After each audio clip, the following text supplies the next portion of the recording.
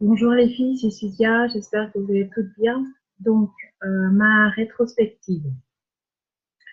Quand je me retrouve dans cette terre pour creuser, avant même de commencer, en fait, ma préoccupation pour cette graine, c'est qu'elle soit plantée en profondeur, pour avoir des racines fortes, longues, inébranlables. La profondeur aussi pour que cette graine puisse être cachée des prédateurs et pouvoir pousser tranquillement. Donc, je vais chercher de l'aide, car j'ai bien confiance qu'uniquement avec mes mains, je ne pourrai pas avoir la profondeur suffisante. Donc, je me mets debout, prends une pelle et commence à creuser.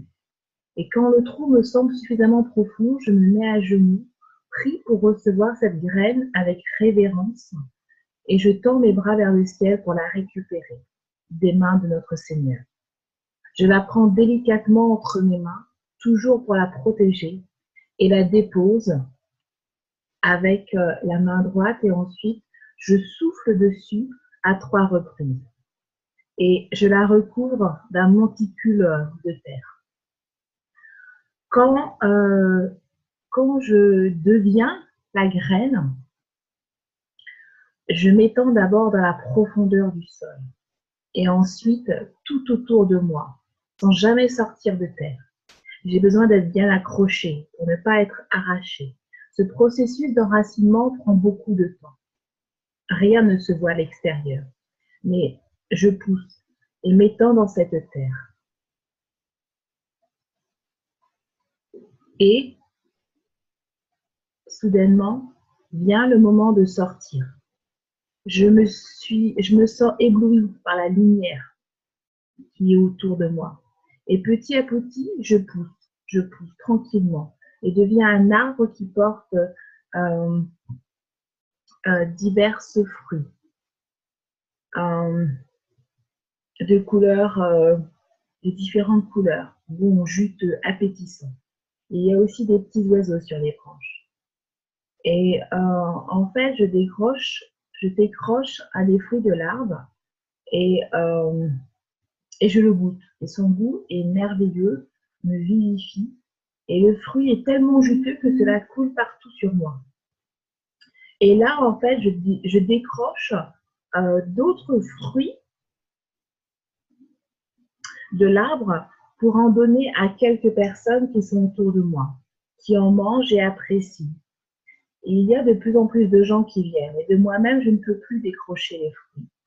C'est alors que je me déploie très rapidement au nord, au sud, à l'est, à l'ouest. Et cet arbre devient tellement immense.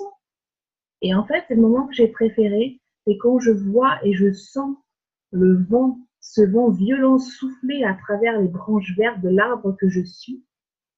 C'était comme une danse, une mélodie en même temps. Et ce mouvement faisait que maintenant, c'était les gens, les personnes qui venaient décrocher les fruits de l'arbre que je suis. Et là, ma seule pensée, c'est de lever les yeux au ciel et de laisser le vent souffler dans les feuilles de l'arbre. C'est la fin de la danse que j'ai le plus appréciée et cela m'a réjoui, car je n'ai plus aucun effort à faire, uniquement apprécier la présence de l'Esprit Saint.